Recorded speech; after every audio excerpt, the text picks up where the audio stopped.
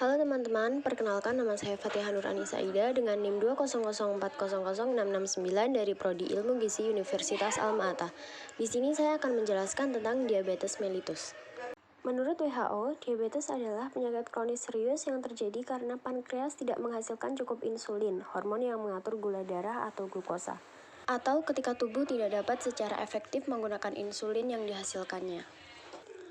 Indonesia berada di peringkat ke-7 di antara 10 negara dengan jumlah penderita terbanyak, yaitu sebesar 10,7 juta orang. Indonesia merupakan satu-satunya negara di Asia Tenggara yang ada pada daftar 10 negara dengan jumlah penderita diabetes tertinggi di dunia. Apa itu diabetes mellitus? Diabetes mellitus merupakan suatu kelompok penyakit metabolik dengan karakteristik hiperglikemia yang terjadi karena kelainan sekresi insulin, kerja insulin, atau keduanya. Hal ini menjelaskan bahwa diabetes mellitus merupakan kondisi kronis yang terjadi saat meningkatnya kadar glukosa dalam darah karena tubuh tidak mampu memproduksi banyak hormon insulin atau kurangnya efektivitas fungsi insulin.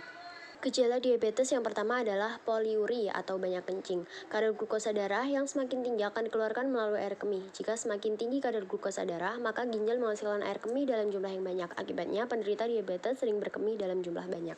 Yang kedua adalah polidipsi atau banyak minum. Polidipsi terjadi karena urin yang dikeluarkan banyak, maka penderita akan merasa haus yang berlebihan sehingga banyak minum. Yang ketiga adalah polifagi atau banyak makan. Polifagi terjadi karena berkurangnya kemampuan insulin mengelola kadar gula dalam darah sehingga penderita merasakan lapar yang berlebihan. Yang terakhir adalah penurunan berat badan. Penurunan berat badan terjadi karena tubuh memecah cadangan energi lain dalam tubuh seperti lemak. Klasifikasi diabetes mellitus menurut American Diabetes Association 2018, ada diabetes mellitus tipe 1, diabetes mellitus tipe 2, diabetes mellitus tipe lain, dan diabetes mellitus gestasional. Berikut merupakan patofisiologi diabetes mellitus tipe 1. Faktor penyebab terjadinya diabetes mellitus tipe 1 yang pertama adalah faktor genetik, faktor imunologis, dan faktor lingkungan. Infeksi virus atau rusaknya sistem kekebalan tubuh yang disebabkan karena reaksi autoimun yang merusak sel-sel penghasil insulin, yaitu sel beta pada pankreas secara menyeluruh. Oleh sebab itu, pada tipe 1, pankreas tidak dapat memproduksi insulin. Nah, diabetes mellitus tipe 1 ini terjadi karena adanya destruksi sel beta pankreas karena sebab autoimun. Pada diabetes mellitus tipe ini, terdapat sedikit atau tidak sama sekali sekresi insulin dapat ditentukan dengan level protein C-peptida yang jumlahnya sedikit atau tidak terdeteksi sama sekali. Manifestasi klinik pertama dari penyakit ini adalah ketoasidosis. Kemudian, pada penderita diabetes mellitus, agar dapat bertahan hidup, harus diberikan insulin dengan cara disuntikkan pada area tubuh penderita. Apabila insulin tidak diberikan, maka penderita akan tidak sadarkan diri.